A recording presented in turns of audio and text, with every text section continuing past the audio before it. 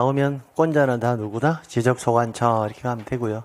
그 다음에 단 발급 열람시 나오면 음명 동장이 추가된다는 거 하나만 기억하시면 됩니다. 항상 용어의 정리는 꼭 기억하시는 거 아시죠?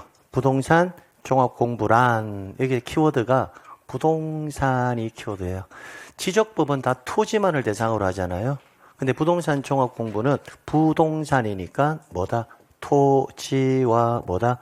건물 둘 다 대상으로 한다는 거 기억하시면서 그러니까 부동산 종합공부에는 토지와 뭐다? 건물 나와야 되고 기본적인 정보가 뭐예요? 토지 표시와 소유자, 건축물의 표시와 소유자.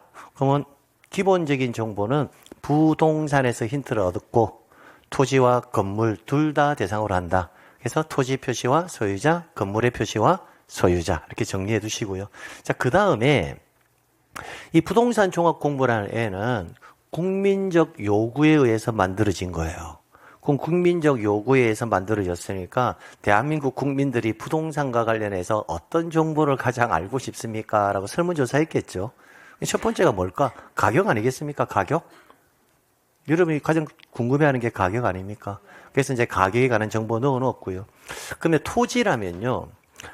내 토지가 어떻게 이용이 되고 내 토지가 어떤 규제를 받고 있는지 그런 거에 대해서 궁금하실 거잖아요. 그래서 토지의 이용 및 뭐다? 규제에 관한 사항 이런 내용들에 관한 종합 정보를 정보관리 체계를 통해서 기록 저장한 것을 말한다. 그래서 그러면 부동산 종합 공부란 딱 나오면 부동산이니까 토지 표시와 소유자, 건물의 표시와 소유자. 그다음에 궁금한 게 부동산의 가격, 토지에 관한 이용 및 활용 규제가 어떤 게 있느냐. 그걸 종합적으로 관리 운영하는 공적장부가 뭐다? 부동산 종합공부다라고 정리해 두시면 돼요. 자, 그다음 부동산 종합공부의 관리 및 운영 이렇게 나오잖아요. 그럼 여기 보시게 되면 이게 뭐가 나옵니까? 부동산 종합공부, 부동산 종합공부, 부동산 종합공부, 부동산 종합공부 글자가 나오니까 다 뭐가 들어가 있나요? 지적소관청, 지적소관청, 지적소관청, 지적소관청 이런 글자가 들어가잖아요. 그래서 부동산 종합공부 나오면 다 누구다? 지적소관청 뭐 이렇게 해서 정리해 주시면 끝나요. 네, 끝나요. 자, 그 다음에 역시 마찬가지 뭐다? 부동산 종합공부 나오니까 뭐다? 지적소관청. 그 다음에 여기서 이제 하나 좀 기억하고 가셔야 될 게 있는데 등록사항을 관리하는 기관의 장 여기에 등록사항을 관리하는 기관의 장 이 표현하고 지적소관청은 좀 구별을 하셔야 되는데 어떻게 구별해야 되냐면 이쪽으로 잠시만 볼게요. 부동산 종합공부의 등록사항 해가지고 우리가 금방 1, 2, 3, 4 정리했잖아요. 그죠? 그러면 부동산 종합공부에 토지의 표시와 소유자에 관한 사항이 부동산 종합공부의 뭐다? 등록사항이거든요. 그러면 부동산 종합공부의 토지 표시와 소유자에 관한 사항을 기록을 해야 될 건데 그러면 소관청에서 부동산 종합공부의 토지 표시와 소유자를 기록을 할 때 무언가를 근거로 해서 기록을 해야 되잖아요. 그 근거 자료가 뭐다? 지적 공부의 내용을 근거로 해서 토지 표시와 소유자에 관한 사항이 기록이 된다는 겁니다. 제가 금방 우리가 지적 공부 복구할 때 있잖아요. 지적 공부 복구할 때 지적 공부의 등록 내용을 증명할 수 있는 서류가 대표적으로 부동산 종합 공부다라고 말씀드렸거든요. 그럼 부동산 종합 공부안에는 지적 공부의 등록 내용이 기록되어 있어야 되죠. 그러니까 내용이 기록되어 있잖아요. 지적 공부의 내용을 기준으로 부동산 종합 공부에 기록되어 있거든요. 그러니까 부동산 종합 공부가 지적 공부의 등록 내용을 증명할 수 있는 대표적 서류라고요. 자, 그다음 건축물의 표시와 소유자에 관한 사항은 뭘 보고 건축물 대장의 내용을 보고 기록하면 되고요. 그다음에 토지 이용 및 규제에 관한 사항은 힌트 여기서 넣으면 돼요. 토지 이용 계획 확인서의 내용을 기준으로 토지 이용 및 규제에 관한 사항을 등록하면 돼요. 자, 그다음 부동산 뭐에 관한 사항? 가격에 관한 사항은 개별 공시지가, 개별 주택 가격, 공동주택 가격의 공시 내용을 기준으로 부동산 가격에 관한 사항이 등록된다라고 이렇게 보시면 된다고요. 자, 그러면 각각의 등록 사항하고 뭘 근거로 등록이 된다라는 거 확인을 하셨죠? 확인을 하셨다면 여기에서 3번 지문을 기준으로 해서 제가 설명을 드릴 건데 이거 설명 좀 잘 들으셔야 됩니다.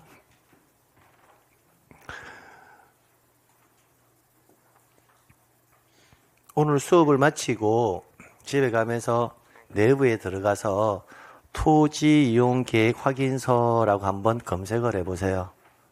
해보세요. 네. 토지 이용 계획 확인서 이렇게 되어 있고요. 그럼 토지 이용 계획 확인서에 막 이렇게 되어 있을 건데 여기에 이용 및 규제에 관한 사항이 토지 이용 계획 확인서에 나와 있을 거예요. 그럼 제가 대표적인 예를 하나 들게요. 이 지역은 문화재 보호 시설 구역으로서 또는 국가유산 보호 시설 구역으로서 일체 건축물을 짓는 행위는 제한된다라고 적혀져 있을 수가 있겠죠. 있을 거거든요. 그럼 이 지역은 문화재 보호시설구역, 또는 이 지역은 국가유산시설보호구역으로서 뭐라 일체의 행위는 뭐가 된다? 금지된다. 뭐 이렇게 돼 있을 거고, 또는 이 지역은 군사보호시설구역으로서 일체의 건축행위는 제한된다. 이렇게 적혀져 있을 수도 있잖아요. 그러니까 편하게 말하면 문화재 보호시설구역이다라고 하자고요. 그러면 이 토지 이용 계획 확인서의 내용을 바탕으로 어디다? 부동산 종합공부에 토지 이용 및 규제에 관한 사항이 부동산 종합공부에 등록되어 있을 거잖아요. 그러면 부동산 종합공부에도 토지 이용 및 규제에 관한 사항은 이 내용을 바탕으로 부동산 종합공부에 이렇게 기록이 되겠다, 그죠? 여기까지 문제 없죠? 자, 그럼 이 지역이, 이 토지가 현재는 문화재 보호시설 구역인데, 문화재 보호시설 구역, 즉 국가유산시설 보호구역인데 이게 폐지될 수도 있잖아요. 그죠? 폐지되어 버리면 폐지되는 것을 누가 가장 먼저 할까요? 지적소관청이 먼저 할까요? 문화재청장. 요새는 문화재청장이 아니라 국가유산청장이라고 바뀌었거든요, 용어가. 과거에 뭐다? 문화재청장이에요, 그냥. 근데 지금은 뭐다? 국가유산청장으로 바뀌었습니다. 그럼 이 지역은 문화재시설 보호구역이었지만 문화재시설 보호구역에서 폐지한다라고 한다면 누가 가장 먼저 할까요? 국가유산청장이 가장 먼저 알겠죠? 그죠? 그러면 이게 만약에 폐지가 되었다면 부동산 종합공부에도 여전히 이 지역은 문화재 보호시설 구역으로서 이렇게 적혀져 있을 건데 이것도 수정해 줘야 되잖아요. 그럼 지적소관청은 알아요, 몰라요? 누가 맨 처음에 합니까? 국가유산청장이 알지 지적소관청은 모르잖아요. 그러면 국가유산청장이 누구한테? 지적소관청에게 알려줘야 될 거예요. 부동산 종합공부에 이 지역은 과거에는 문화재 보호시설 구역이었지만 지금은 폐지가 되었으니까 부동산 종합공부에도 폐지되었다라고 뭐해라? 수정을 해라라고 알려줘야 된다는 거 아시겠나요? 그럼 지적소관청도 반대로 이런 사항이 발생을 하게 되면 수시로 정보를 우리한테 알려주세요라고도 통지를 해줘야 돼요? 안 해줘야 돼요?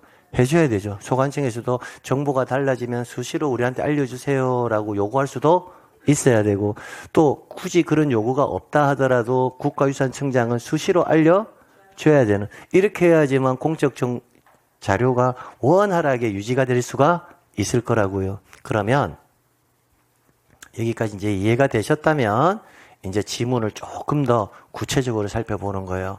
부동산 종합공부의 관리 및 운영에서는 다 지적소관청이라고 했잖아요. 그럼 보면 부동산의 효율적 이용과 부동산과 관련된 정보의 종합적 관리 운영을 위해서 부동산 종합 공부를 관리 운영한다. 누가 하는데? 지적 소관청이. 부동산 종합 공부를 영구히 보존해야 되고 부동산 종합 공부의 멸실훼손에 대비하여 이를 별도로 복제하여 관리하는 정보관리 체계를 구축한다. 누가? 지적 소관청이. 이때 조심해야 될 거. 별도로 복제하여 관리하는 정보관리 체계를 구축한다. 이 지문은 금방 우리가 지적 공부 볼 때도 봤어요. 즉 정보 처리 시스템화되어 있는 지적 공보가 멸실훼손될 경우를 대비해서 이를 복제해서 관리하는 정보관리 체계 구축권자는 누구였냐면 국토교통부 장관이었거든요. 근데 부동산 종합 공부가 나오면 누구다? 지적 소관청이에요. 그다음 보세요. 부동산 종합 공부의 등록사항을 관리하는 기관의 장은 부동산 종합 공부의 등록사항을 관리하는 기관의 장은 누구에게? 지적 소관청에게 상시적으로 관련 정보를 뭐해라? 제공해라. 이 지문이 뭔지 아시겠나요? 그러니까 국가유산청장은 수시로 누구에게? 지적 소관청에게 달라진 정보를 계속 제공해줘야 된다고요. 근데 안 해줄 수도 있잖아요. 안 해줄 수도 있으니까 지적소관청은 부동산 종합공부의 정확한 등록 및 관리를 위해서 필요한 경우에는 역시 마찬가지 부동산 종합공부의 등록사항을 관리하는 기관의 장 누구? 국가유산청장에게 그죠? 수시로 관련 자료의 제출을 뭐 할 수 있다? 요구할 수 있고 이 경우 자료 제출을 요구받은 기관의 장은 누구다? 국가유산청장은 특별한 사유가 없으면 자료를 뭐 한다? 제공해줘야 된다라는 거예요. 그래서 국가유산청장하고 지적소관청은 유기적 관계가 계속 이루어져야 돼요. 그래야 정보를 계속 갱신하면서 올바른 정보를 제공할 수 있으니까요. 그 다음 또 보세요. 자, 지적소관청은 부동산 종합공부의 등록상 정정을 위해서 부동산 종합공부의 등록상에 오류가 있을 수 있잖아요. 정정을 위해서 부동산 종합공부의 등록상 간에 일치하지 아니한 사항을 뭐 해야 한다? 확인, 관리해야 되고 누가? 지적소관청은 수시로 뭐 한다? 서로 정보를 교환하면서 확인하라는 겁니다. 그 다음 지적소관청은 불일치 등록사항을 그 등록상을 관리하는 기관의 장에게 내용을 뭐 한다? 통지하고 등록상 정정에 협조할 수 있도록 요청할 수 있다. 그 말은 뭐냐면 예를 들어서 자 이쪽으로 봐요. 부동산 종합공부에 지금 문화재 보호시설구역으로서 이렇게 되어 있을 수 있잖아요. 됐나요? 근데 문화재 보호시설구역이 폐지될 수 있죠. 폐지가 되면 국가유산청장은 수시로 정보를 뭐한다? 제공해줘야 되는데 안 해줄 수 있잖아요. 그럼 이 상태가 계속 지속되는 거예요. 지속되는데 토지 소유자가 지적소관청 이 지역 문화재 보호시설구역에서 폐지된 거 내 뉴스로 봤는데 여기는 아직까지 수정이 안 되어 있네? 라고 정정을 요구할 수도 있잖아요. 요구를 하게 되면 그러면 그 정정 신청이 들어오면 불일치 등록사항을 관리하는 기관의 장에게 내용을 뭐 해라? 통지한다라고 되어 있잖아요. 그러면 지적소관청은 다시 누구에게? 국가유산청장에게 지금 이거 폐지되는지 안 되는지 우리 민원이 들어왔는데 이거 확인 좀 해주세요라고 할 수 있겠나요? 그럼 하면 누가? 이 협조 요청을 받은 기관의 장은 특별한 사정이 없으나 그 자료를 뭐 한다? 정정해라. 그러니까 맞아요. 제가 통지를 해줘야 되는데 통지를 못 해줬네요. 지금이라도 관련 자료 보내줄 테니까 여기 있는 내용 뭐 하세요? 수정하세요라고 할 수도 있다라는 겁니다. 여기서 주의해야 될 거. 불일치 등록사항을 직권으로 지적소관청이 지금 정정은 된다 안 된다? 안 된다라는 거예요. 그러니까 정정사항이 들어오면 뭐 해야 한다? 누구에게? 국가유산청장에게 뭐 해라? 통지를 해가지고 가부, 옳고 그름 여부를 뭐 해라? 확인해달라라고 요구를 할 수가 있지 소관청에서 직권으로 정정을 할 수는 없다라는 겁니다. 직권으로 정정하려면 이 자료의 내용이 지적소관청이 이미 관리를 했어야 되거든요. 근데 이 관리는 누가 하니까? 문화재청장이 하니까 문화재청장, 즉 국가유산청장에게 뭐 해라? 이런 민원이 들어왔는데 확인 좀 해주세요라고 뭐만 할 수 있을 뿐이다.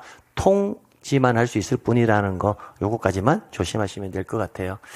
자, 그래서 기본적으로 그 등록상을 관리하는 기관의 장은 우리는 이제 국가유산청장으로 통일화 시켜버리자고요. 무슨 말인지 아시겠죠? 앞으로 수업할 때 그 등록상을 관리하는 기관의 장은 누구다? 국가유산청장으로 통일시키자고요. 그러면 항상 지적소관청과 국가유산청장 사이에서는 왔다 갔다 정보 교류가 원활하게 있어야 한다라는 정도만 기억하시면 될 것 같습니다.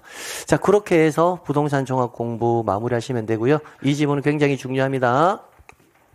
열람 및 증명서 발급에는 누가 추가된다고요? 읍면 동장이 추가된다는 거 꼭 기억하셔야 됩니다. 즉 부동산 종합 공부는 항상 누구다? 지적소관청인데 뭐가 나오면 발급 및 열람 나왔을 때는 누구다? 읍면동의 장이 추가된다라는 거 기억하시면 되겠습니다. 자, 됐어요. 작년 기출문제 한번 풀어볼까요? 35회 한번 풀어볼까요? 지적 공부와 등록상의 연결이 옳은 것은 이렇게 물어봤잖아요. 그럼 이제 문제 풀 때 항상 앞에 거 보지 말고 뒤에 거부터 보는 거예요. 하나씩 체크해 보는 겁니다. 자, 지목은 어디에? 대장과 도면에만.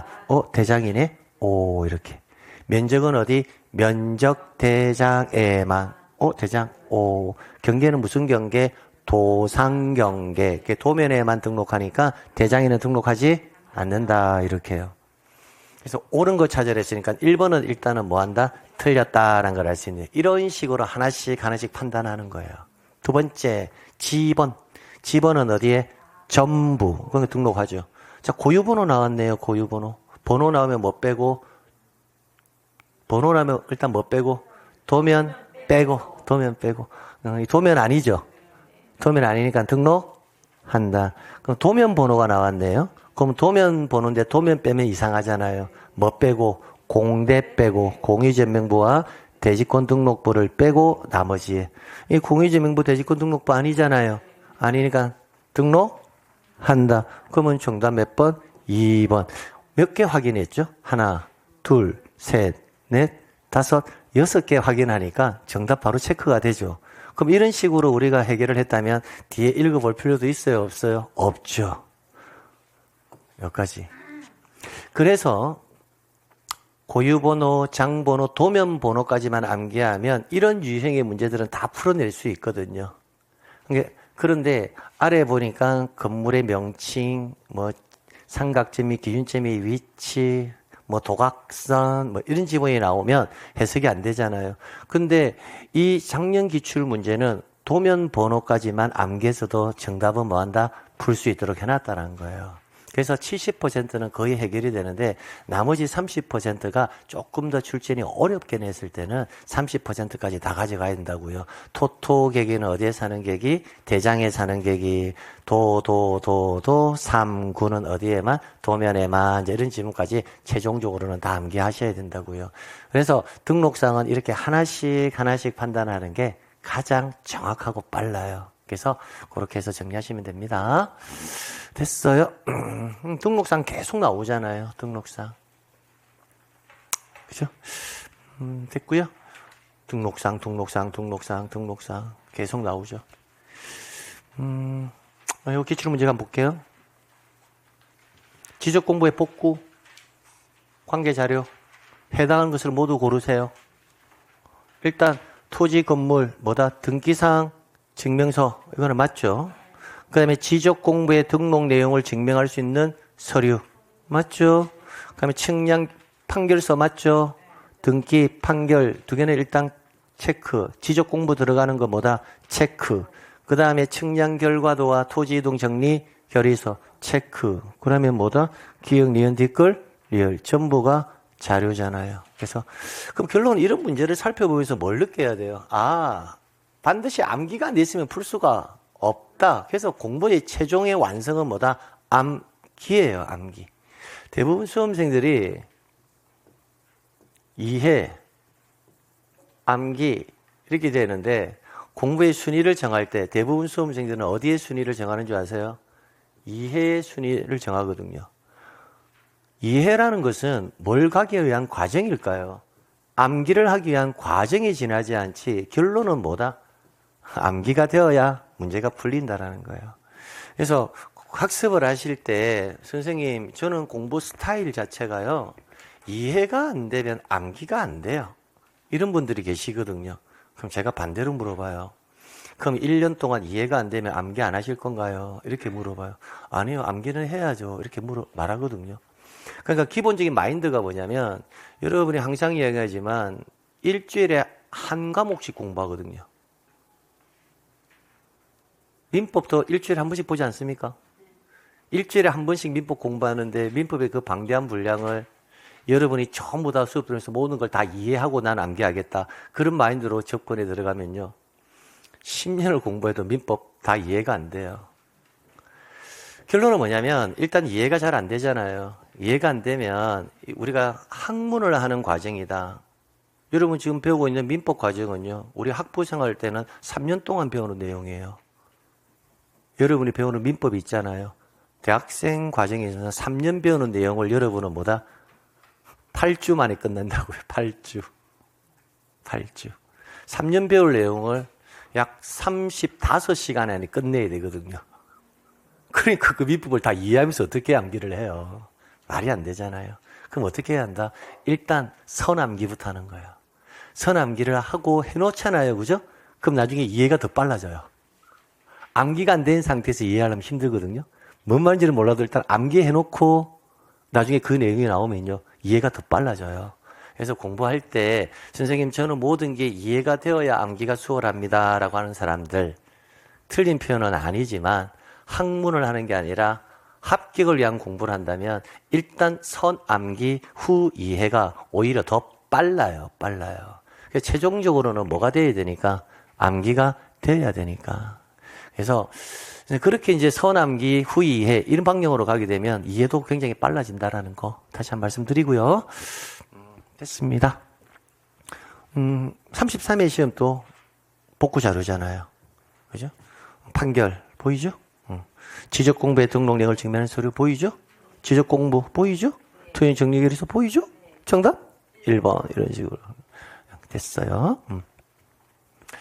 됐습니다. 자, 그 다음 이제 우리가 배워야 될 게 뭐냐면 이제 토지 이동 및 지적 공부의 정리입니다. 토지 이동 및 지적 공부의 정리는요. 여기 보시게 되면 통상 세 문제 정도가 출제되거든요. 통상 3문제에서 많게는 뭐다? 뭐 한 4문제 정도 출제가 되는데 작년에는요. 무려 6문항이나 등장했습니다.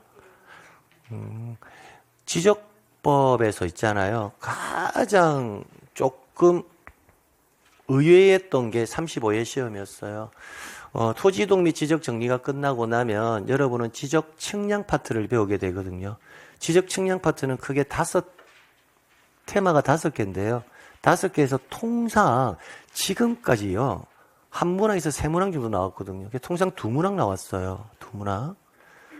유일하게 작년에 있잖아요. 지적 측량이 한 문제도 안 나왔어요.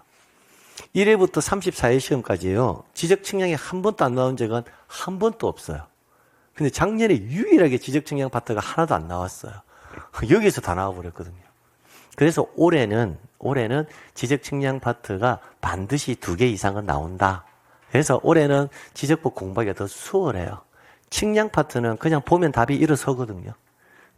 그래서 이제 토지 이동 파트는 분량은 많은데 출제 가능성은 그렇게 높지 않다. 근데 토지 이동 파트에서 토지 이동 사유가 총 11가지 사유가 있는데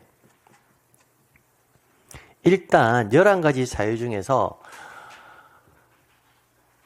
출제인이 출제를 굉장히 잘하는 파트가 2개입니다. 그게 뭐냐면 축척 변경하고요.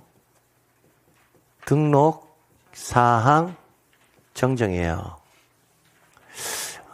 작년에 수업 들어본 몇 분 계시니까 제가 말씀드리지만 없는 내용을 제가 말할 수는 없잖아요. 거짓말하게 되니까. 토지이동 사유 11가지 중에서 제가 작년에 수업할 때요. 11가지 사유 다른 건 아무것도 안 한다 하더라도 반드시 이 2가지는 뭐 해라? 꼭 하고 다른 거 공부하라 했거든요. 얘네들은 꼭 나온다고. 그죠? 네. 하나 나왔다고요. 그래서 올해도 마찬가지예요. 얘네들 2개 중에 하나는 일단 나온다라고 보는 거예요. 자, 그래서 이제 토지이동 파트 이제 한번 정리를 해볼 건데, 일단 이 흐름부터 여기까지 일단 1단계 과정 끝난 건지 아시겠죠? 부동산 종합 공부까지 해서 1단계 과정이 끝났고요. 항상 지적법은 체계를 잡고 하는 게 중요하겠습니다. 그래서 머릿속에 이 체계를 머리 딱 넣어두세요. 아, 대한민국의 모든 토지를 국토교통부 장관이 조사 측량해서 지적 공부에 등록해서 외부에 공시하는 과정이구나. 이렇게. 그때 등록하는 대표적 사항이 뭐다? 소재, 지번, 지목, 경계, 좌표, 면적이다. 그럼 이걸 지적 공부에 등록해서 관리하고 관리된 정보를 외부에 뭐한다? 공시한다. 여기까지가 1단계다라고 정리를 해놓고 자, 그 다음에 이제 어떤 문제가 발생하느냐면 이 토지의 표시라는 애가 한번 결정이 되어서 등록돼서 공시가 되고 난 이후에 변하지 않는다면 소재는 한번 결정해 놓고 나서 영원히 변하지 않는다면 지적법은 여기서 끝나는 거예요, 그냥. 근데 소재가 달라져요, 안 달라져요? 달라지죠. 행정구역의 명칭은 바뀌기도 하거든요. 그죠? 제 고향은 원래 경상남도 진해시였습니다. 진해시. 경남. 진해시가 제 고향이거든요. 근데 이제 진해시는 없어요. 진해시가 없어지고요. 창원시로 통합되었어요. 그래서 진해구가 되었습니다. 이렇게. 그래서 행정구역의 명칭이 바뀐다는 걸 아셨죠? 행정구역의 명칭도 바뀌고 지번 또 뭐한다? 새로이 정해지기도 하고 바뀌기도 하잖아요. 우리 지번 배웠잖아요. 등신, 본부 이렇게 그죠? 분할할 때는 부부가 한다 이렇게 배웠잖아요. 지목도 마찬가지죠. 지목도 한번 정해져서 안 바뀌나요? 바뀌죠. 토지의 형질 변경 공사라면 바뀌잖아요. 경계의 모습도 바뀌어요, 안 바뀌어요? 바뀌어요. 토지를 분할하게 되면 어떻게 돼요? 경계 새롭게 결정해야 되잖아요. 그죠? 그렇다고요. 그러면 면적도 바뀌어요, 안 바뀌어요? 바뀌겠죠. 17번지 필지를 분할하면 면적이 줄겠죠. 면적도 바뀐다고요. 그 말은 뭐냐면 토지의 표시는 고정값이 아니라 자꾸 달라진다, 안 달라진다? 달라진다라는 거예요, 토지의 표시는. 그래서 토지의 표시는 새로이 정해질 수도 있고 토지의 표시는 뭐다? 변경이 될 수도 있고 토지의 표시는 말소. 토지가 바다로 돼버리면 말소가 되거든요. 그럼 토지의 표시가 새로 정해질 수도 있고 변경될 수도 있고 말소가 될 수도 있다. 이렇게. 그러면 토지의 표시가 새로 정해지거나 변경되거나 말소가 되면 지적 공부하고 현재 토지의 물리적 현황은 또 뭐다? 달라질 수밖에 없잖아요. 그렇죠? 그럼 달라지면 지적 공부를 그 토지 현황에 맞도록 다시금 뭐해서 정리를 해서 외부에 뭐하자? 공시하자 이런 결론이 나온다고요. 그러면 토지의 표시가 새로 정해지거나 변경되거나 말소가 되는 이런 현상을 우리 지적에서는 토지의 이동이라는 표현을 쓰는 거예요. 그럼 이제 토지의 이동의 용어의 개념도 정리해내야 되겠죠. 그럼 토지 이동이 뭐예요? 라고 제가 물어보면 여러분은 뭐다? 토지의 표시가 새로 정해지거나 변경되거나 말소가 되는 걸 말한다. 이렇게 해요. 그럼 좀 더 구체적으로 이야기 한번 해보실래요? 하면 소재, 지번, 지목, 경계, 좌표, 면적이 새로 정해지거나 변경되거나 말소가 되는 것을 토지의 이동이라 한다. 그러면 소유자에 관한 사항이 새롭게 정리가 된다. 이런 것은 토지 이동이 아니라고요. 반드시 무엇이 토지의 표시가 이게 주어라고요. 그러면 토지 이동의 사유가 총 몇 가지가 있냐면 11가지 사유가 있어요. 그러면 토지 이동에 이런 사유가 발생을 하게 되면 지적 공부를 정리를 해야 돼요, 안 해야 돼요? 지적 공부를 다시금 현황에 맞도록 다시 뭐하자? 정리를 해줘야 되잖아요. 그럼 정리를 하려면 토지 이동의 사유가 발생하면 누가? 토지 소유자가 토지 이동을 뭐 할 거고 신청을 할 거라고요. 그럼 신청은 누구한테 할까요? 지적소관청에 신청을 하겠죠? 그럼 지적소관청에서 신청을 받아서 지적 공부를 정리한다고요. 그럼 정리하고 나서 다시 그 정보를 외부에 뭐하자? 공시하자 이 구조라고요. 그럼 결론은 뭐예요? 2단계 과정은 토지의 물리적 현황에 변화가 발생하면 지적 공부를 다시 정리를 해서 외부에 뭐하자? 공시하자. 이게 2단계 과정이라고요. 그럼 2단계 과정을 조금 더 구체적으로 우리는 정리해 둘 필요가 있다고요. 그럼 어떻게 정리하느냐? 그럼 이제 이쪽으로 와가지고 또 전체적인 체계를 잡아야 된다고요. 토지의 이동이라는 사유가 몇 가지다? 11가지. 그러면 지금 제가 여기에 적어야 될 사유들은 여러분 머릿속에 어떤 생각을 가지고 있어야 돼요? 토지의 표시가 새로 정해지거나 또는 변경이 되거나 또는 말소가 되는 사연을 안고 있는 애들이 몇 가지다? 11가지다 이렇게 생각을 해야 된다고요.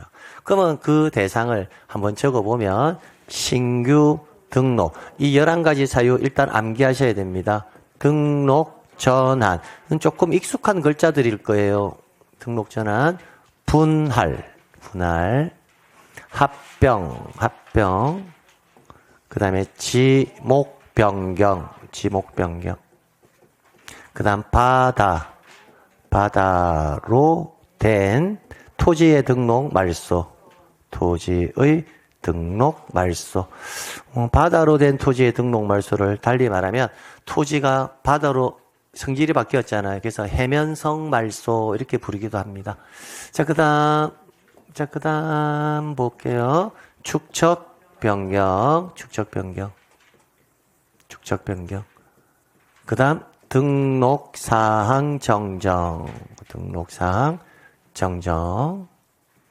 자, 그 다음 도시개발 사업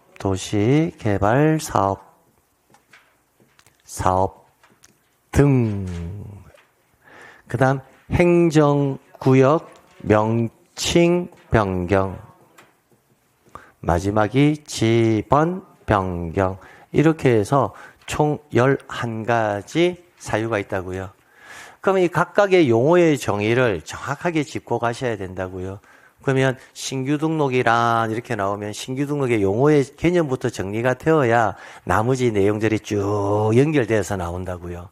그럼 신규 등록하면 신규 등록 이게 아니라 대표적으로 정확하게 법조문을 읽지는 못해도 바다는 등록의 대상이 아닌데 바다를 뭐하면 제방을 쌓아서 매립을 하게 되면 토지가 되니까 그 토지를 지적공부에 등록하는 것을 뭐다? 신규 등록 이렇게요. 그래서 공유수면을 매립하거나 등록이 누락된 토지를 지적공부에 등록하는 것 이런 식으로.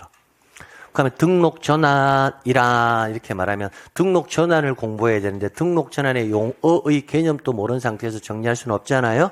그럼 등록 전환이라 이렇게 나오면 나의 토지가 임야도 임야대장에 등록되어 있었는데 나의 토지가 일정한 조건이 성취되면 토지대장 지적도로 나의 토지를 옮겨서 등록하는 것을 등록 전환 이렇게 용어의 개념이 정리가 되어 있어야 돼요. 그럼 일단 그 용어의 개념이 딱 잡히기 시작하면요. 얘네들이 왜 토지 이동인지를 알 수가 있다고요. 그럼 신규 등록의 용어의 개념을 먼저 떠올려봤죠. 보면 신규 등록은 토지의 표시가 다 새롭게 결정이 되어서 등록시키는 거 맞잖아요. 그러니까 토지의 표시가 새로이 정해지거나 안에 신규 등록이 들어가잖아요. 그렇게 하는 겁니다. 자, 그러면 이런 11가지 사유들은 다 어떤 사연을 안고 있다? 토지의 표시가 새로 정해지든지 변경이 되든지 말소가 되든지 그런 사연을 안고 있다라는 겁니다. 자, 그럼 이런 사유가 발생을 하게 되면 이제 누구에게 신청을 해야 됩니까? 누구에게 신청해야 되나요? 지적소관청에게 신청을 해야 되죠? 누가 해야 됩니까? 토지 소유자가. 그러면 이런 사유가 발생하면 토지 이동을 신청을 해야 될 거예요. 신청을. 누구에게? 지적소관청에게. 그러면 신청을 하는 주체 원칙은 누구다? 토지 소유자가 신청을 한다고요. 그럼 토지 소유자가 신청을 하게 되면요. 지적소관청에서 지적공부를 정리해야 되잖아요. 지적에 관한 사항을 정리를 해야 되는데 이때 정리를 할 때 정리하기 위한 근거 자료를 만듭니다. 그 근거 자료가 토지 이동 정리 결의서예요. 그럼 토지이동 정리 결의서를 가지고 뭘 정리한다? 지적 공부를 정리한다고요. 그럼 역순으로 가봐요. 지적 공부가 화제로 없어졌어요. 없어졌다고? 그럼 뭐 가지고 정리하면 될까? 토지이동 정리 결의서를 가지고 또 정리하면 되겠죠? 그러니까 지적 공부 복구에서, 지적 공부 복구 자료에서 지적 공부가 화제로 없어졌다면 토지이동 정리 결의서가 지적 공부의 복구 자료가 되는 이유 아시겠나요? 최종적으로 이걸 가지고 지적 공부를 정리하기 때문에 얘가 화제로 없어지면 다시 뭐 가지고 토지이동 정리 결의서를 가지고 정리하면 된다고요. 그러니까 흐름을 이해하게 되면 우리가 암기 안 해도 될 만한 것들이 자연스럽게 뭐한다 연결이 된다고요. 그래서 이 목차는 꼭 암기해놔야 됩니다. 자, 토지 소유자가 신청하는 게 원칙인데 토지 소유자의 신청이 없을 수도 있잖아요. 그럼 없으면 누가 지적 소관청에서는 직권에 의해서 정리를 할 수도 있고요. 세 번째, 토지 소유자가 해야 될 신청을 하지 아니하면 제3자가 토지 소유자를 모아요. 대위에서, 대신해서 신청할 수도 있고요. 자, 근데 이 도시개발 사업은요, 토지 이동 신청의 특례를 적용받아서 토지 소유자가 신청하는 것이 아니라 누가 사업 시행자가 토지 이동을 신청을 한다고요. 어떻든 신청이 들어오면 소관청에서는 지적 공부를 정리한다고요. 뭘 근거로 해서? 토지 이동 정리 결의서를 근거로 해서. 그러면 이제 정리가 끝났어요.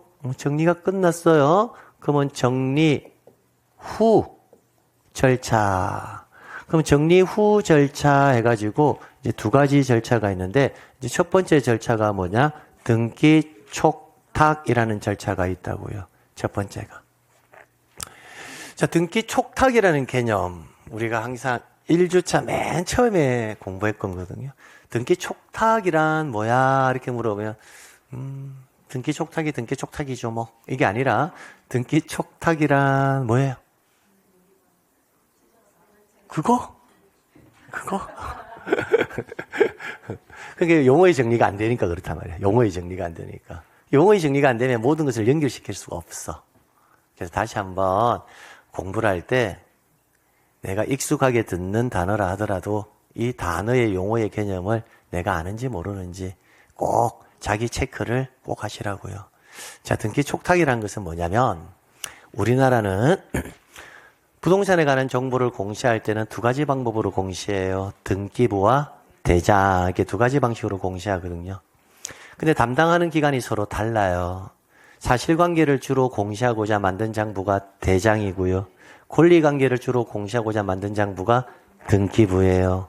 그러면 동일한 토지는요, 대장과 등기부에 각각 등록되어서 공시가 되는데 담당하는 기관이 서로 다르기 때문에 사실관계, 즉 토지의 물리적 현황의 변화, 즉 토지 표시의 변화가 발생하면요, 뭐부터 정리가 이루어지느냐면 대장부터 정리가 이루어져요. 그리고 나서 대장과 등기부는 항상 일치해야 되기 때문에 그러면 지금 보세요. 여기 나와 있는 토지 이동의 사유들은 용어의 정리가 어떻게 되죠? 토지의 표시가 새로 정해지거나 변경되거나 말소가 되는 거잖아요. 그죠? 그쵸? 그러면 토지의 표시가라고 주어가 나왔으니까 등기부와 대장에 있어서 어떤 것부터 먼저 정리가 진다? 대장부터. 그래서 지적 공부, 대장을 정리하는 절차예요. 그럼 대장이 정리가 끝났어요. 그럼 끝나고 나면 이제 등기부상의 토지의 표시와 대장상의 토지의 표시가 뭐가 발생한다? 불일치가 발생할 수밖에 없잖아요. 그럼 일치시켜야 돼, 안 해야 돼요? 해야 되죠. 그 일치시켜주는 절차를 뭐라 한다? 등기 촉탁이라고 하잖아요. 이렇게. 그러니까 등기 촉탁은 사실관계의 불일치를 일치시켜주는 절차이다. 이게 최종 결론이고, 그죠? 됐어요. 그러면 등기 촉탁의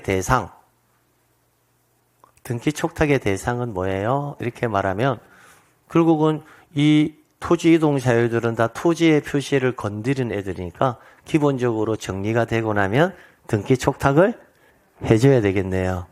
근데 신규 등록만큼은 등기 촉탁의 대상이 아니다라고 하거든요. 그 이유가 신규 등록은 최초로 토지가 만들어지는 거죠. 그 만들어질 때 우리나라는 항상 대장이 만들어지고 이후에 등기부가 만들어져요. 그럼 신규 등록에 의해서 지적공부가 정리될 당시에는 등기부 자체가 존재한다 안 한다? 안 하기 때문에 등기부와의 일치를 위해서 등기 촉탁한다는 말이 성립할 수가 없어요. 그러면 이 11가지 사유 중에서 신규 등록을 뭐한 제외한 나머지 애들은 다 뭐의 대상이다? 등기 촉탁의 대상이 된다라고 보는 거예요. 그러면 등기 촉탁의 대상이 됩니까? 안 됩니까? 이렇게 물어보면 이 토지동사유, 신규 등록을 제외한 나머지는 등기 촉탁의 대상이다 이렇게 뽑아낼 수가 있잖아요. 그러니까 절차를 암기해놔라고요. 자, 그 다음에 정리가 끝났어요. 그럼 정리가 끝나면 정리가 이렇게 되었습니다라고 토지 소유자들이 궁금할까 안 궁금할까? 궁금하겠죠. 그러니까 토지 소유자들에게 누구에게? 소유자에게 정리한 결과를 뭐한다? 통지를 해줘야 된다고요. 이렇게 정리했습니다라고요. 이렇게. 그럼 통지를 해주고 다시 그 정보를 외부에 뭐하자? 공시. 그러다가 또 토지의 물리적 현황에 변화가 발생할 수도 있습니까? 있죠. 그러면 다시 몇 가지 사유? 11가지 사유에 들어올 것이고, 그러면 이 2단계 과정이 무한 사이클, 리사이클링 계속 돌아간다고요. 그럼 2단계 과정이 끝나고 나면 마지막 기술적인 파트, 측량 파트만 논점 정리하면 지적법이 끝나는 거예요. 그러니까 항상 굵직굵직하게 큰 체계들을 잡아놓고 공부하는 습관 꼭 가지시라고요. 안에 들어가기 전에. 그럼 체계들을 잡아놓고 용어의 개념부터 먼저 내가 확인을 하고 용어의 개념은 나는 다 끝났어 하면 그때부터 본격적인 암기가 시작되는 거예요. 근데 용어의 개념이 왜 중요하냐면 다시 한번 말씀드리면 용어의 개념을 알게 되면 우리가 암기해야 될 사항들이 있을 거잖아요. 그 암기해야 될 사항은 다 용어의 개념에서 나오는 거예요. 그러니까 용어의 개념이 되어 있으면 암기 사항이 자연스럽게 이해가 돼요. 그래서 신규 등록 보세요. 신규 등록은 공유 수면을 뭐하거나 매립하거나 이런 토지가 신규 등록을 하거든요. 그렇죠? 그럼 토지의 표시가 싹 다 새롭게 결정되어야 되죠. 아닌가? 맞죠? 그럼 소재는 이미 결정되어 있죠. 그럼 집은 새롭게 결정해 줘야 되잖아. 등신, 본부, 인접토지 본번에 부번을 해서 지분을 새롭게 부여하는 거예요. 지목은 그 신규 등록 토지의 용도에 따라 몇 가지 중에서 28가지 중에서 하나를 결정하면 돼요. 그런데 그 토지가 신규 등록된 토지가 물을 상시적으로 이용하여 벼, 연, 미나리, 왕골 등의 식물을 재배하기 위해서 만들어졌다 하면 지목은 답 이렇게 결정하면 돼요. 측량해야 돼요? 안 해야 돼요? 측량 하지 마? 그럼 도면에도 이제 그 토지의 형상을 그려야 되잖아. 그럼 측량하지 말고 대충 이런 모양이네. 칙칙칙칙 이렇게 그을까? 아니지. 그럼 도면에 경계선 그려야 되죠. 그리려면 실제 형상을 그릴 수가 없으니 일단 뭐가 결정돼야 된다?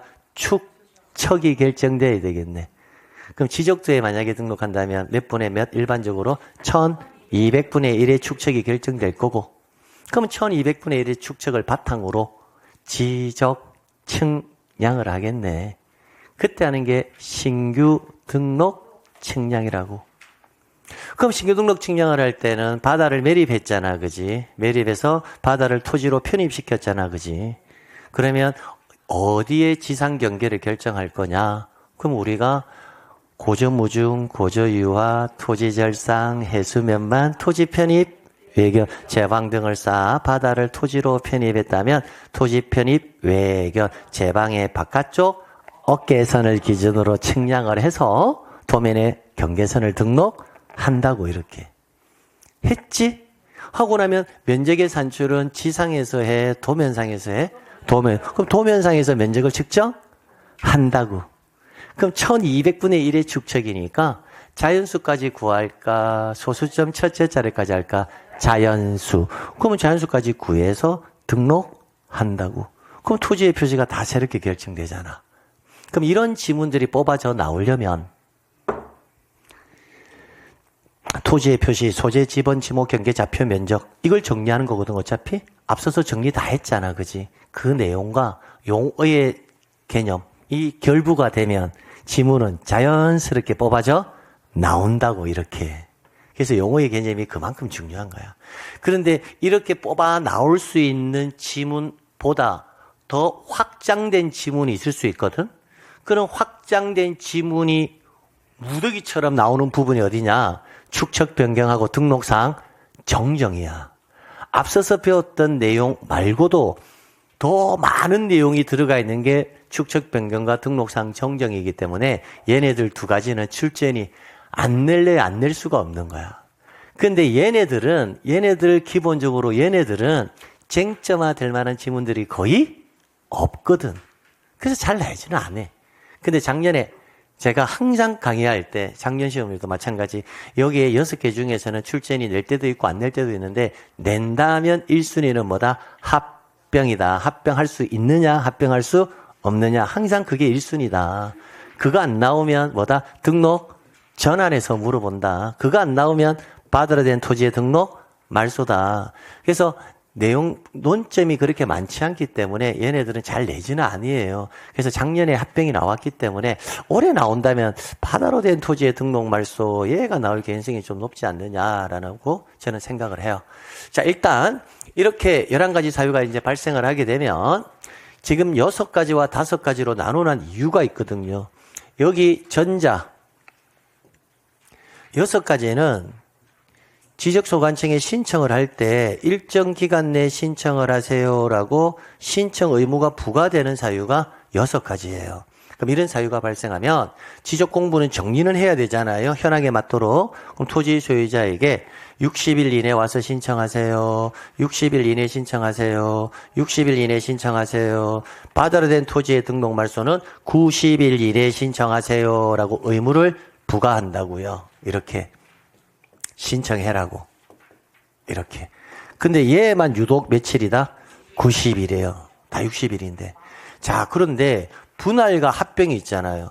여러분, 분할은 생각해 보세요. 한 필지의 토지를 두 필지 이상으로 나누어 등록하는 것을 분할이라 하거든요. 여러분 토지가 있어요. 국가가 여러분 보고 왜 토지를 한 필지로 가지고 있냐고. 60일 이내에 두 필지로 나누어서 가지라고. 의무를 부과할 수 있을까? 아니, 내 토지를 내가 한 필지로 가지고 있든 두 필지로 가지고 있든 그건 토지 소유자 자유로운 의사이지 국가가 관여할 사항이 아니죠. 그래서 분할과 합병은 의무를 부과하지 않습니다. 않는데 왜 넣어놨느냐? 예외적으로 부여하거든. 예외적으로 며칠? 60일 이렇게. 그래서 암기하는 순서가 60일, 90일 먼저 암기하고 분할과 합병은 원칙이 아니라 뭐다? 예외. 그래서 기본적으로 의무가 원칙이든 예외든 부과할 때는 며칠인데 60일인데 얘만큼은 며칠이다? 90일. 자, 그리고 후자. 얘네들에게는 별도의 의무 자체를 부과하지 않습니다. 자, 지번 변경. 용어의 개념을 떠올려 보세요. 지번 변경. 지번에서 했거든요, 우리가. 지번 변경 용어의 정리 혹시 들으신 분 없나요? 지금 지번 변경이 지번 바뀌는 거 아닌가요? 이렇게 생각하면 큰일 난다고. 지번 변경은 지번이 단순히 바뀐다 이게 아니라 지번 부여 지역 내 전부 또는 일부에 대해서 지번이 순차적으로 부여되어 있지 아니하여 지적소관청이 시도지사 또는 대도시장의 승인을 얻어 지번을 어떻게 새로이 부여하는 것을 뭐라 한다? 지번 변경이라고 해요. 그러니까 용어의 정리가 안 돼 있으니까 뭔가 연결이 안 되잖아. 그지? 그럼 지번 변경의 용어의 정리를 다시 한번 해봐봐. 지적소관청이 자, 마두동이란 지번 부여 지역이 있는데 일부 지역이나 전부에 지번이 배열이 엉망이 되어 있어. 그럼 관리가 힘드니까 기존 지번 다 없애버리고 다시 새롭게 지번을 부여하겠다. 이게 뭐다? 지번 변경이거든. 거기까지 생각을 해보니까 그럼 지번 변경은 토지 소유자가 신청해서 할 수 있을 것 같아요? 안 되죠. 그러니까 지번 변경은 토지 소유자가 신청해서 할 수 있는 것이 아니라 소관청에서 필요한 경우에 직권으로 지번을 변경하는 거예요. 행정구역 명칭 변경 어때요? 토지 소유자가 신청해서 할까요? 아니죠. 이것도 직권. 여기 나와 있는 내용들은 토지 소유자가 필요한 경우에 한다든지 또는 지적소관청이 뭐다? 직권에 의해서 하든지 또는 사업 시행자가 신청하는 경우이지, 그래서 토지 소유자에게 기본적인 의무는 부과되지 않는 애들이에요. 그래서 의무가 부과되는 애들 6개, 의무가 부과 안 되는 게 뭐다? 5개. 이렇게 딱 정리를 해놓고, 그럼 일단 이런 상황이 벌어지면 토지 이동을 뭐 해야 한다? 신청을 해야 되는데, 토지 이동 신청의 절차가 시작되는 것은 몇 가지 방식에서 4가지. 신청하는데 안 하면 직권, 제3자가 뭐다? 대위, 사업 시행자가 신청. 그럼 어떤 식이든 절차가 개시가 되는데 누구한테 할 거다? 지적소관청. 그러면 소관청은 토지 이동 정리 결의서를 만들어서 지적 공부를 정리한다. 그럼 정리가 끝나고 나면 등기부와의 일치를 위해서 등기 촉탁을 해주고, 그 다음에 이렇게 정리되었습니다 라고 뭐 한다? 통지 해주고 나서 그 정보를 다시 공시. 이렇게 해서 2단계 과정이 끝나는 거예요. 그럼 이 전체적인 흐름을 뭐 한다? 잡아 두시라고요. 됐죠? 하면서 용어의 개념 정도는 내가 정확하게 알고 있어야 그 내용들을 뭐 한다? 잡으러 들어갈 수가 있다라고요. 그래서 용어의 개념이 그만큼 중요하다라는 거 다시 한 번 더 말씀드립니다.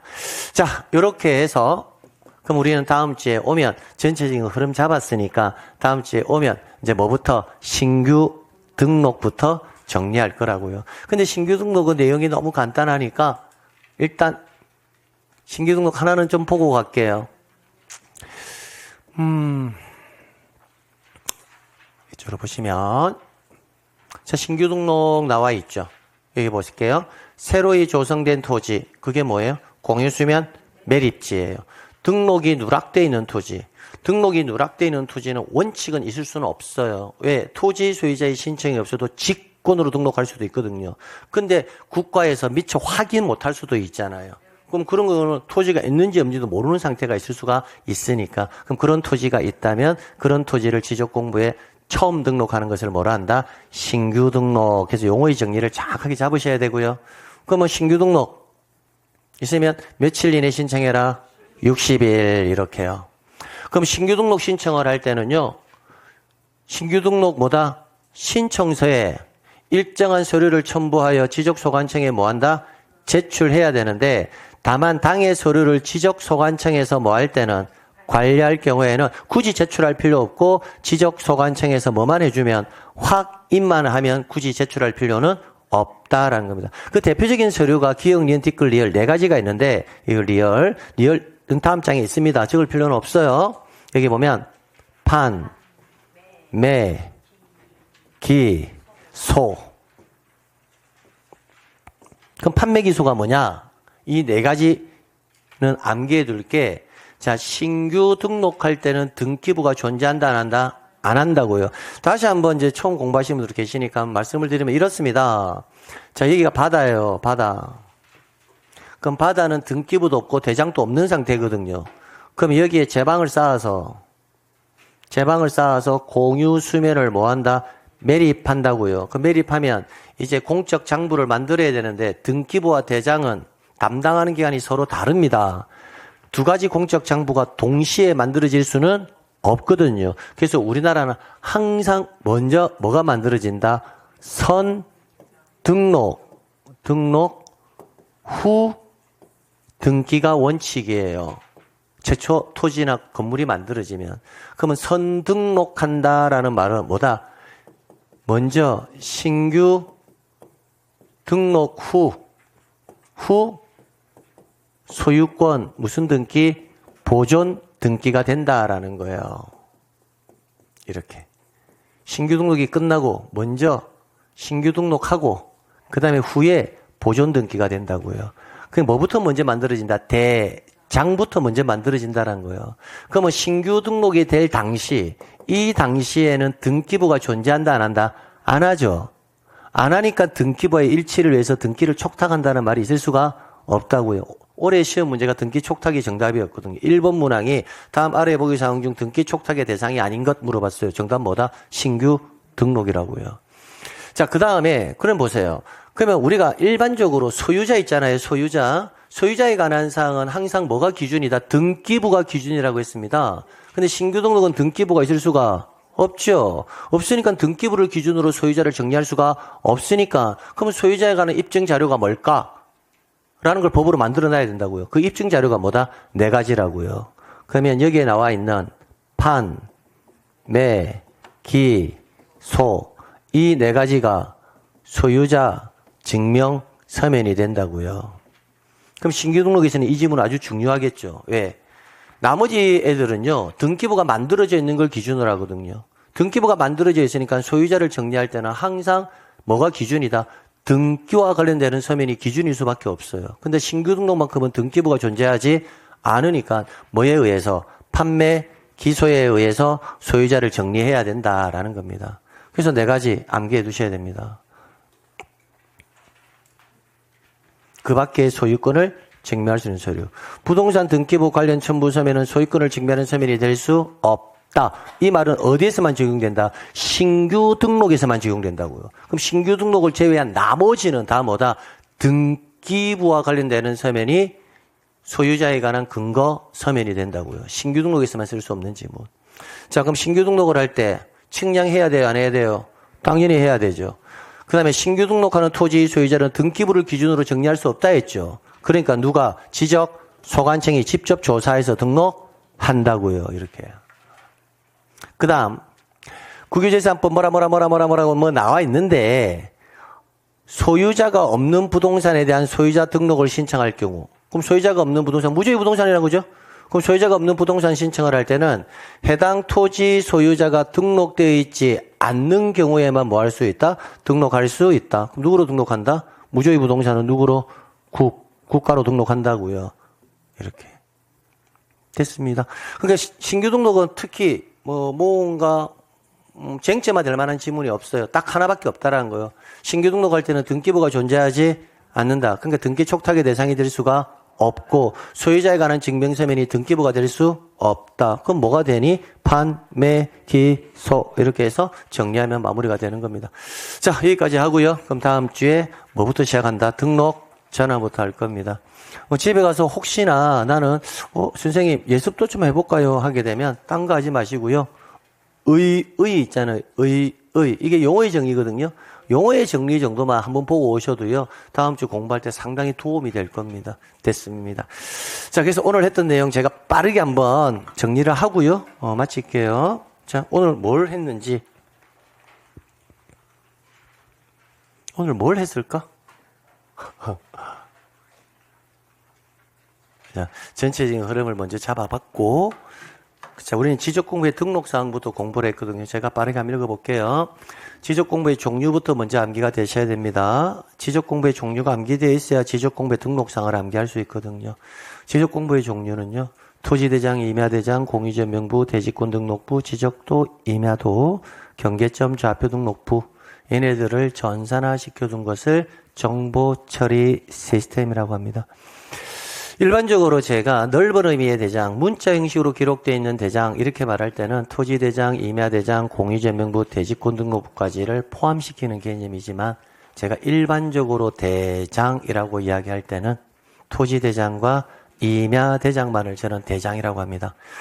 그 다음에 제가 지적도면, 도면이라고 읽을 때는 지적도와 임야도를 도면이라 하고요.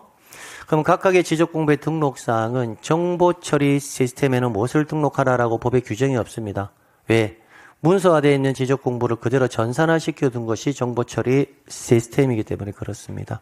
그래서 등록사항을 암기할 때는 각각의 등록사항, 소재 지번은 전부, 지목은 대장과 도면에만, 경계는 도상경계, 도면에만, 좌표, 경계점, 좌표, 등록부에만, 면적을 보려면 뭘 봐라? 대장, 면적 대장에만. 축척은 지목과 등록되는 장소가 같아요. 그래서 축지목은 대장과 도면에만 이렇게 정리하시면 되고요. 소유자에 관한 사항이 5가지가 세트 지문입니다. 소유자의 성명, 소유자의 주소, 소유자의 주민번호, 소유자가 바뀐 원인, 소유자가 변동된 날 5가지는 문자로 기록하는 공적 장부 4개, 임, 공, 대. 즉 토지대장, 임야대장, 공유지연명부, 대지권 등록부에만 등록됩니다. 그 다음에 소유자별 지분이 나오면요. 지분은 공동소유의 개념에서만 발생합니다. 그래서 공유지연명부와 대지권 등록부에만, 그래서 줄여서 공대에만 등록됩니다. 번호가 나오면 기본적으로 도면 빼고 등록이 다 됩니다. 도면 빼고 고유번호, 도면 빼고 장번호. 근데 도면 번호가 나오면 도면 빼면 이상하잖아요. 그러니까 뭘 빼고 공대 빼고 나머지에 등록이 다 된다. 이렇게. 그럼 여기까지가 암기되면 70%는 해결이 돼요. 근데 출제를 조금 어렵게 낼 때는요. 그 나머지 것들도 물어보거든요. 그래서 나머지 것들이 토토객기는 어디에 사는 객기, 대장에 사는 객기 이렇게 암기하고요. 도 3구는 도면에만 등록되는 거고요. 아파트와 관련되는 지문들이 나와요. 건물의 명칭이라든지 전유 부분이라든지 대지권 이런 글자가 나오면 대지권 등록부에만 이렇게요. 자, 그리고 경계점 좌표 등록부가 비치되어 있는 지역의 지적도는 뭔가 특별한 세 가지가 더 등록되는데 도면의 제면 끝에 좌표, 이 도면에 의해서는 측량할 수 없음. 그 다음 좌표에 의해서 계산된 경계점 간의 거리. 그 다음에 경계점 좌표 등록부에만 등록되는 사항이요. 부호와 부호도. 자, 그렇게 해서 등록사항이 끝나고 나면요. 지적공부가 만들어져요. 그럼 이 지적공부는 지적소관청 지적소고의 연구위 보존하고요. 외부로 반출할 수는 없습니다. 다만 천재지변, 기타 이와 유사한 사태를 피하기 위한 경우와 시도지사 또는 대도시시장의 승인을 받은 경우에는 외부리 반출이 가능합니다. 그리고 발급 열람은 해당 지적소관청에게 일정한 수수료를 지급하고 신청하면 되고요. 다만 정보처리 시스템은요. 시도지사, 시장, 군수, 구청장이 지적정보관리체계의 연구위 보존합니다. 단 발급 열람 신청을 할 때는요. 시도지사에게는 신청할 수가 없고 대신 누가 들어온다? 읍면동의 장이 들어온다라는 거 기억하시면 됩니다. 그리고 이제 우리가 일반적으로 주체를 따지면 대부분 지적소관청이거든요. 근데 국장 나오는 거 세 가지는 좀 암기해둘 필요 있습니다.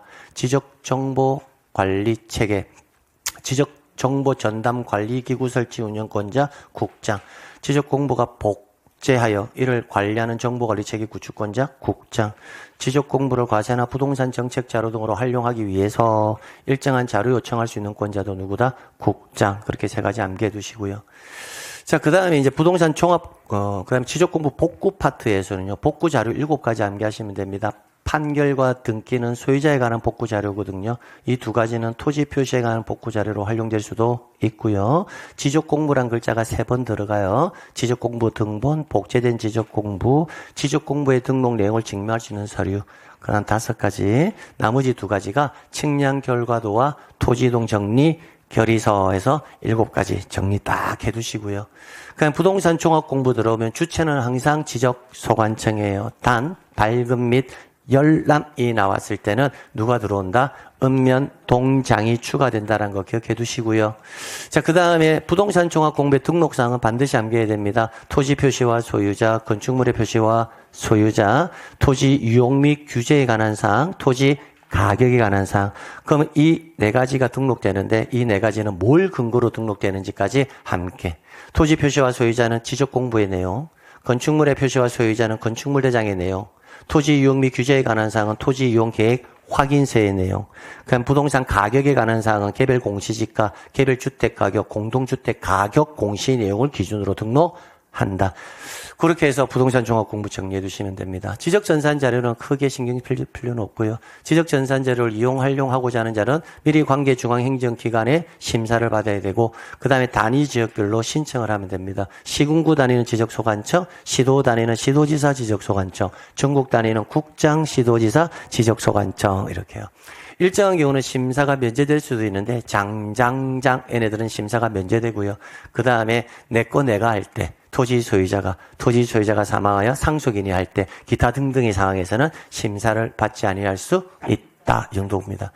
자, 그 다음에 우리가 정리했던 게 이제 토지 이동으로 넘어왔거든요. 그럼 토지 이동으로 넘어왔을 때 토지 이동의 체계, 꼭 정리해놔야 됩니다. 토지이동의 사유가 총 몇 가지다? 11가지. 토지이동의 사유 11가지는 기본적으로 토지의 표시가 새로 정해지거나 변경되거나 말소가 되는 사유를 안고 있다. 그 11가지가 신규 등록, 등록 전환, 분할, 합병, 지목 변경, 바다로 된 토지의 등록, 말소, 축척 변경, 등록사항 정정, 도시개발 사업, 행정구역 명칭 변경, 지번 변경 이런 사유가 발생하면 토지 소유자가 토지 이동을 신청하는 게 원칙인데 하지 않으면 소관청에서 직권으로 할 수도 있고 일정한 경우에는 제3자가 토지 소유자를 대신해서 신청할 수도 있다. 도시개발 사업과 관련해서는 토지이동 신청의 특례를 적용받아 토지 소유자가 하는 것이 아니라 누가 한다? 사업 시행자가. 그럼 지적소관청이 신청을 하면 소관청에서는 토지이동 정리결의서를 작성해서 지적공부를 정리한다. 정리가 끝나고 나면 등기부와 일치를 위해서 등기 촉탁이라는 절차가 이루어지고 정리된 결과를 토지 소유자에게 이렇게 정리했습니다라고 뭐한다? 통지한다. 이렇게 잡아놓고 우리는 이제 신규 등록 정리가 끝났다고요. 그럼 신규 등록은 며칠 이내에 신청해라? 60일. 요게 메인. 그럼 신규 등록은 등기부가 존재하지 않기 때문에 등기 촉탁의 대상이 되지 않을 거고 소유자에 관한 사항은 등기부가 기준인데 신규 등록은 등기부가 없으니까 기소에 의해서 지적소관청이 조사하여 소유자를 등록한다. 이렇게 정리하시면 됩니다. 오늘 수업은 여기까지예요. 자, 인사할게요. 긴 시간 동안 고생 많으셨습니다.